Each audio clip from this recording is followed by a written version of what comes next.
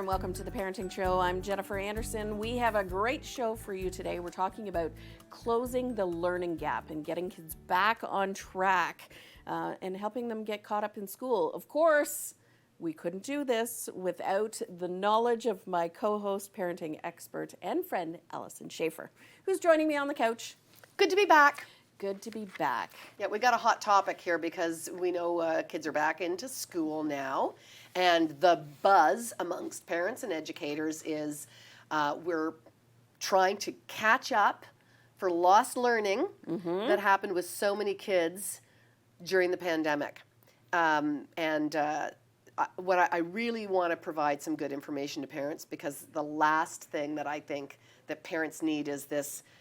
You know, parents, let's put it this way, they already put incredible pressure on their kids around academics. Yes. You know, in our culture, to be a child is to be a student, and kids are just taught, you know, your job is to be smart.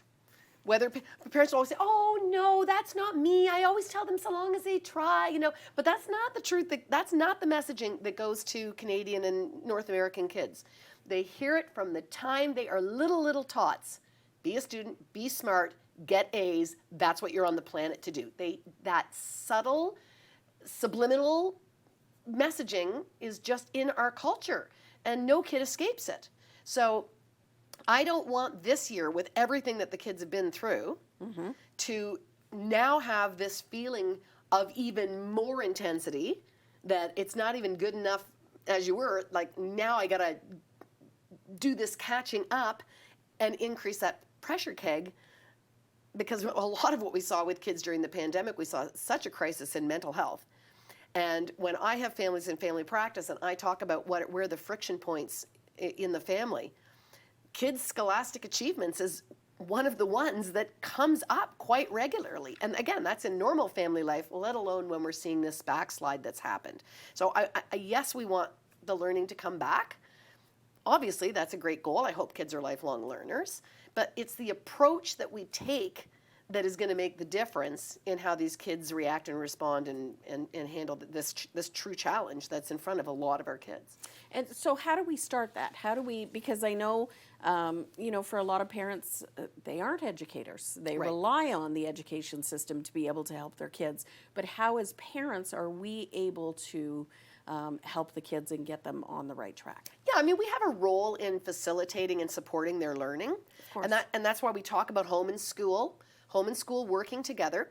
But I think what can end up happening accidentally is that when parents get overly invested, kids stop taking responsibility for their learning, and they kind of feel like, you can see when they get their report card, they go like, here, you know, these are your marks, not mine. You know, or like, you got A on the project, Mom. Thanks for doing my entire diorama. You know what I mean? Like, we don't step back, and so that really turns our kids off. We really want them to feel like this is their education, and we want them to be motivated that you don't learn necessarily for the grades. You learn for the love of learning. You know, to want to love to improve yourself, and that's really what human beings are all about. Our brains, if you separate us from different species, our brain is designed for two very important functions, and that is to learn and to be social. Those are the two things. And so we're always learning. I want kids to get excited about learning, about growing, about improving themselves. That's sort of where you get the bigger investment. And a lot of the ways that our classrooms are run, and this is why we had such a hard time with COVID, some kids thrived with online learning because they're independent learners and they're good at deadlines and they can keep themselves on track, and they didn't, you know, they maybe if you're have social anxiety, for example, you're not having to face those challenges. If you're somebody who doesn't want to put up their hand in class, you didn't have to face those challenges. So some kids actually did fine. But the great majority, and I think this is the part that we need to let our kids know as they're going back to school, is to say, around the world, people were given a hiccup in their education. And you are amongst millions and millions and millions of students that are in the same predicament. So it's not like everybody went ahead and you're like left smoking behind. Like, you know what I mean? It's like everybody is with you behind, and everybody will get caught up, and everybody understands this. So it's a project that we're all invested in. Let's move the entire population of kids to get them back to their grade point curriculum level. And so it will happen. And so I just to normalize that for kids, because a lot of them, what happens with motivation is you'll, and this is true for anybody, if you think you can reach a goal, you're motivated, right? If you think that you can't reach the goal, why would you put in energy and effort? You give up, you abandon the task. Yeah. So the last thing I want is for a kid who believes that only an A is good enough, and I'm now so far behind I'm never going to get caught up, and then throw their hands up and just stop. That's where we really have like the completely disengaged, demotivated student. So motivation is, yes, you can. You'll get there. So it's shifting our focus away from, we're not looking at the A, we're just going to, catching up is about those little incremental improvements over time. And when you add them up a little bit, your performance is going to improve. Right. And I often with kids, it's the same with something else that they might have learned. Like, look at how many hours you had to put in to get all your hockey skills. It's repetition, stick at it. In the beginning, you could only puck handle like this, and now look at you do that. That's because you had stick-to-itiveness. And so stick-to-itiveness is the bigger characteristic, and the learning will follow behind that. The grades will come up behind it. But a lot of kids think if I don't get it easy, if I don't get it immediately, they come up with the assumption that I'm stupid, and then they think that they can't learn. They think learning is for smart people. And so we really have to change their paradigm. We have to really be educators to our kids of how the learning process looks. Yeah.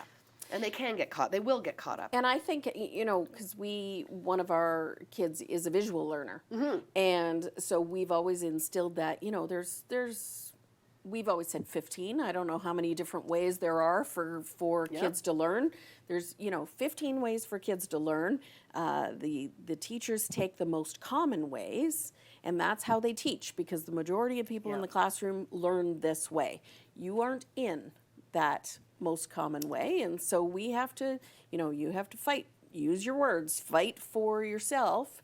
And, so I know it's a struggle for all kids, but especially for those kids who, struggle to begin with. It really is that learning curve, no pun intended, for them to get back on track. Yeah. So for teachers, if you're watching, again, this is like where a foolish mistake could easily be made, which is a lot of teachers then are like, okay, my job is to teach these kids. My profession as a teacher is that my performance is being marked on how far, the average grade of my classroom, so I better hop to it and get at it. And so teachers can jump in too early with tough curriculum. I know they're trying to figure out where everybody's at, so you can start the year with a lot of tests, a lot of assessments, everyone's trying to figure out where everybody's at. When we jump in really quickly into the academics, the thing that we overpass is building relationships. And, people are like, we don't have time for relationships. We don't have time for, to sit and ask about everyone's summer holidays. We've got to get to the curriculum. But the truth is, the kids don't go to school with their sole intention to learn. Kids go to school because it's a social experience. They go to be with their friends. They go because they like their teacher. They want to learn about geography because their teacher is making it interesting and engaging, and they want to, if the teacher is asking them questions, and they want to answer the teacher's questions and engage with the teacher. Learning is so relational, and it's the first thing that they wipe out, and it's why it didn't transfer online for a lot of people. It lost a lot of that social component. So spending time to build relationships between the students in your classroom, build relationships with the teacher. And so as a parent, those, you have the curriculum night or whatever, like show your appreciation to the teachers. They've been through so much. Yeah. Send a beginning of the year gift card for coffee as opposed to the end of the year, thank you for the great year. Spend the time to book an appointment to sit down with your child's teacher and with the student. I always believe in having the student there. Otherwise, it feels like you're talking behind their back. But you book a half-hour meetings at some point, and you talk about making some goals together, and you can talk about those exceptionalities or accommodations or where their strengths are and how we play to those strengths to bring them up, so that everybody's on board in this conversation. But the student is there, kind of driving the show, because we're invested in getting behind their learning goals. Right. The disclaimer for the show is you love teachers. I love teachers. Yeah. My mother was a teacher. I was a teacher. I trained teachers. My sister-in-law just retired from teaching. My best friend is just retired. All my friends are retiring. Yeah. Maybe I did pick the wrong occupation. Huh. No, I'm not ready. I'm not done yet. No, excellent. I didn't want you to I'm not leave. done yet. I'm not done yet. So I got more to God share. knows I can't sit on this couch for the remainder of the show and offer out some information. You got me. How many seasons have we done so far? A lot. Yeah. A yeah. lot. No. We'll do 300 more. All right. Couple of questions for you. Sure. We have viewers send in questions to you, and so these are relating to this show, Closing the Learning Gap. My son refuses to go to a teacher, but he really needs one. How can I get him on board? Refuses to go to a teacher? Tutor. Sorry. Tutor. Yeah, no worries. Yeah. I don't know what I said. Yeah. If you had if you have school refusal, I have a different answer. But yeah. So I think that tutors are again trained in what they do, and some kids really need that one-on-one attention. They just simply need someone to sit beside them.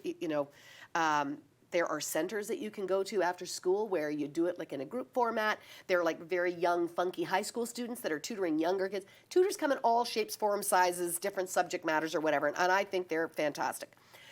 Kids have this idea that if I need a tutor, you're kind of telling me that I'm remedial. I think there's a stigma, kind of like mental health. So I think that we, first of all, have to address that it might be very different than you think. Because when you actually ask them to ask their friends if they have tutors, because first of all, they'll think like, I'm the only one. No, lots of people have tutors. And a lot of them really enjoy their time with their tutor. They look forward to their time with their tutor. And a lot of times it's working on homework, so it makes it go faster and it makes it easier. It's like, why would you want to suffer alone? So I think if you can spin the story and get them to try once, I think that's really important. And if they don't like going to like the drop-off centers, then maybe it's somebody coming to your home. And if they don't like the old retired French teacher, maybe they'd like the 17-year-old French teacher. And a lot of times, like I said, they end up talking about their sports and their hobbies, and like they build real friendships with these people. So I would try to sell it a little bit harder. And again, and I'm not one into like bribery or whatever, but I do think that idea of like, humor me, like try it once and then let's have another conversation. When kids know they have a little bit of an out and they have like a little bit of say, you tend to get a little bit more willingness to try than if you just make a proclamation from on high. You will be going, I will be dropping you off, you will be punished if you don't go. Right. That usually doesn't wash well, because what you'll end up doing is forcing the kid to go, and then they'll like, you can drive me here, but I'm not learning. No. It's, right? Like in the end, you have to relinquish control. Kid's not going to do anything if they don't have some buy-in. So I think also the idea of seeing it through the eyes of a child, because I can remember our kids went to a drop-in center and had a friend whose son was probably 4 or 5 years older, walked into the same center and was devastated at the fact that my kids were there because they were so much younger. And so he immediately thought that he was, struggling to the point where he was at a level that was 4 or 5 years younger. Had nothing to do with that. There was all ages. Yeah. He just equated. So it's that, having that discussion and seeing it through the eyes of your child about what their perception is of how smart they are or how not so smart because they are going to these places. We have to dispel that. Exactly. And it's interesting. So my daughter too, one thing that I know about her, and this is getting to know your child as a student, knowing their exceptionalities, their strengths, their struggles. I know with my daughter that when she gets behind, that's when she's more likely to have anxious thoughts. And she's she's that kid that will then get demotivated and just stop, right? It's very hard for her to recover when she's too far behind the 8 ball, right? Right. So she knows this about herself. She recognizes this. She sees this pattern. And so if anytime with the tutor, I'd say, you seem to be falling behind in this subject. Would you feel better about the subject if you were more caught up? Do you need support around getting caught up? We can get you some support around that. And there's so many people doing tutoring now. There's so many teachers that left the profession that still want to make some income. Like there's some really great people out there. And once my kids did it once, then it's like, you know what? Yeah, why would you not use that resource? Because the thing I hate more than going to the tutor is actually being behind and being disappointed. So, just getting over that initial hurdle.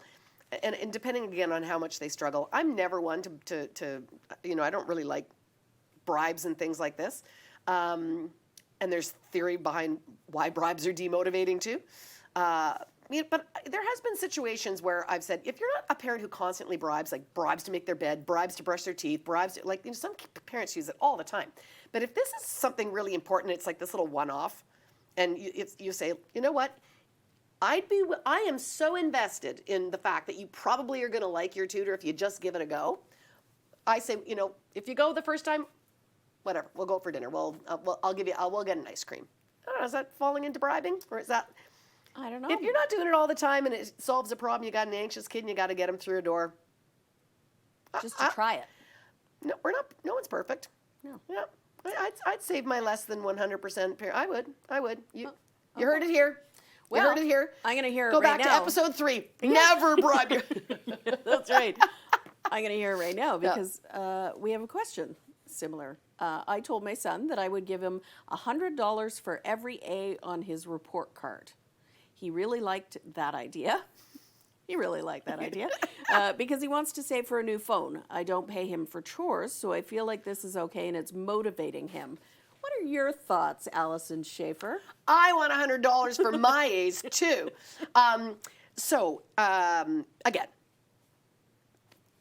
try it out. I mean, I give suggestions based on theory, but I try to bring my expert knowledge, but I also allow families to organize themselves in the ways that they think are going to be most successful. What I'll say is, what we know theoretically is that when we pay kids for marks, what ends up happening is, they work, they get their $100 or whatever, but then kids start to believe that they're working not for the love of learning, but they're learning for the money, and if the money stops, the learning can stop. So what we end up seeing is kids start saying, like, well, I'm not going to go to university unless you buy me a car.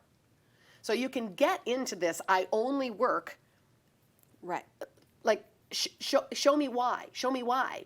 And the why is supposed to be for the love of learning and improving yourself, So it ends up kind of messing up with the motivation, and it also ends up creating like strings attached between the parent and the pocketbook.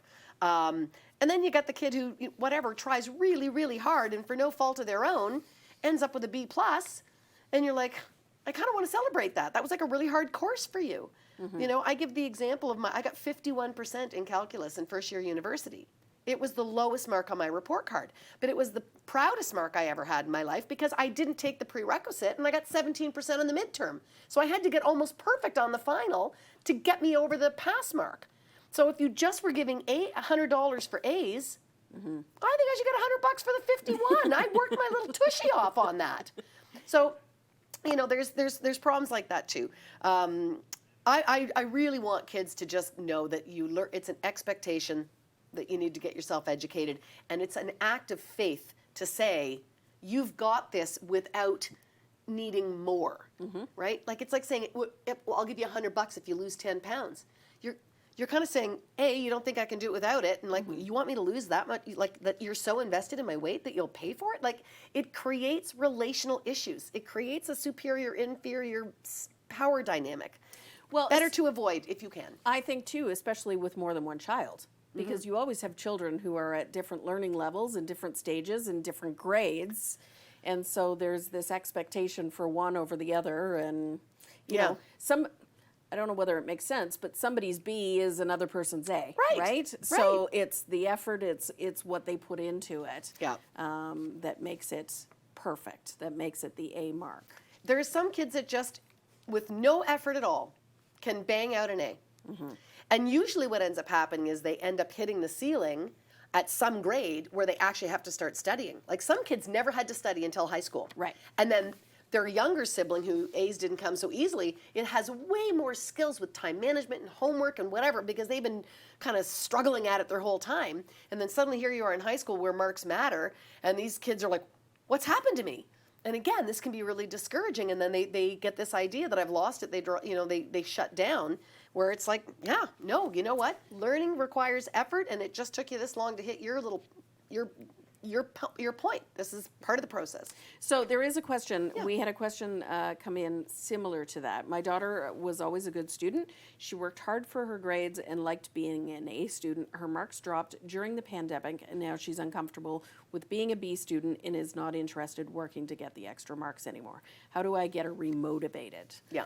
So we talked a little bit about this at the beginning, but the fact that you talked about there is a huge stressor for some kids who always have had a certain mark and then it goes down. Well, it was again part of what created some of these mental health issues, because again, when you raise kids and you tell them your job is to be a student, and to be a successful student is to bring home those A's for mommy and daddy, or mommy and mommy, or daddy and daddy.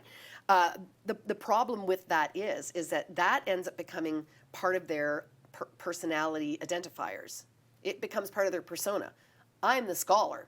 That's who I am. I'm the dean's list. That's part of my person. That's right. The same way that people in athletics were like, I'm the hockey player. I'm the soccer player. I'm the jock.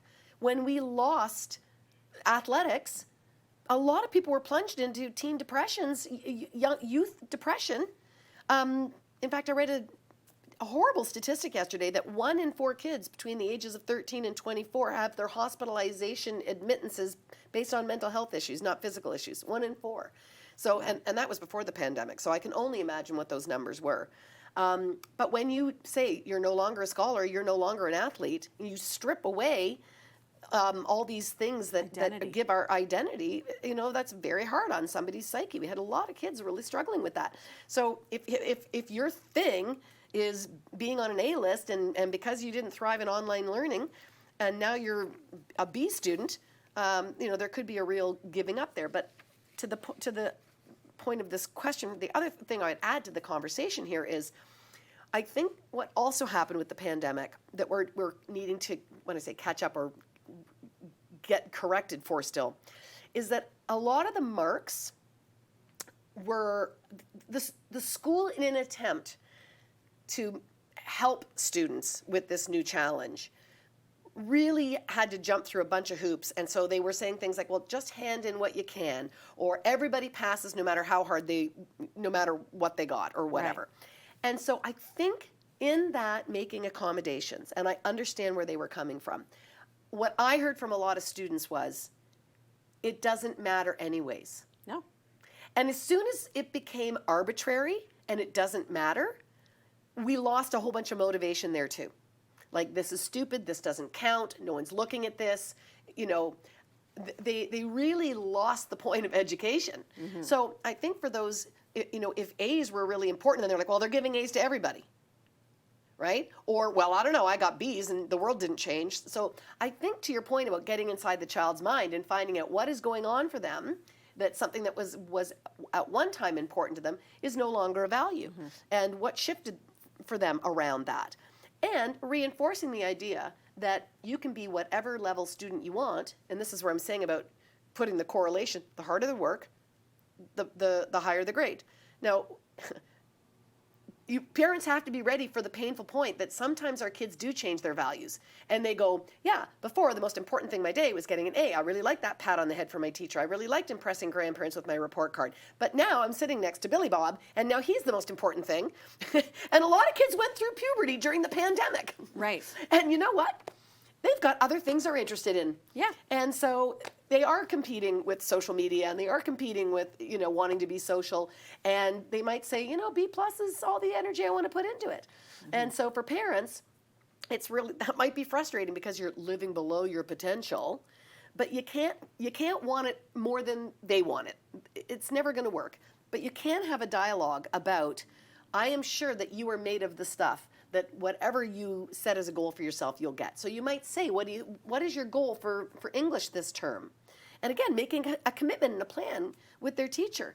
And if they say, like, yeah, I'm going to be good with a 75, you're like, okay, well, I know you could get an 80 or an 85 if you did X, Y, and Z, but they're not going to, you can't have the goal of 80 and they have the quiet hidden goal of 75. Mm-hmm. It's not going to work.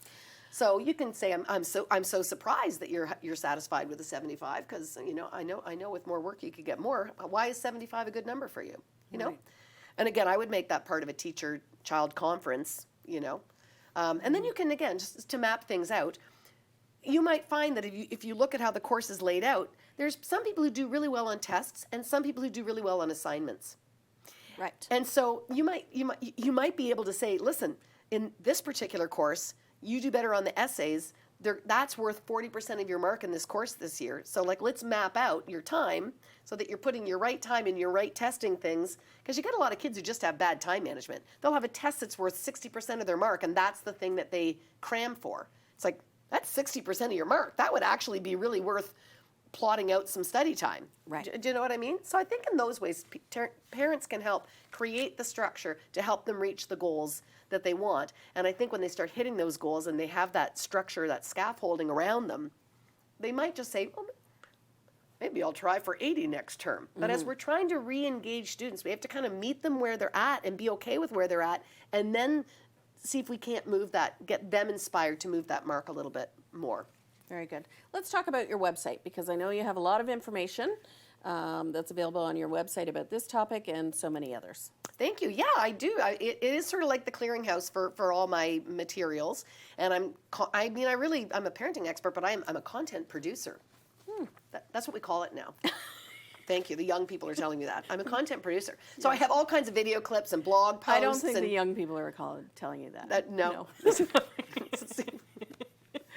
I'm learning these new words. Yes. So they're all on my website is the point. So it's kind of one-stop shopping. There's a whole resource page of books and other recommended pieces. There's a great searchable, put in, well, I think I told you, what my most popular hit was, still wetting pants at 8 years old. That's actually been overtaken by a parenting quiz I have on there. There's a parenting quiz on there. That's now my number one reason for people finding my site. But anyways, tons and tons of information, including my books.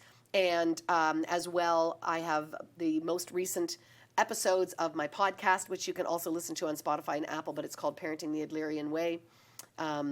So all my social handles are there. Go check it out. And I always direct to your website, because I know that is kind of the epicenter of where you can, but socials, podcasts, there's lots of information about all the different avenues, your books, for people to be able to reach you.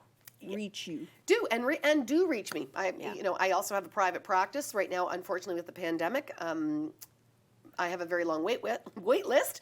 But if you'd like to work with me individually and you've got 6 to 9 months, it's not a burning issue, then get on the wait list too. So I do individual counseling as well, family and individual counseling. Amazing. Thank you so much for joining me on the couch once again.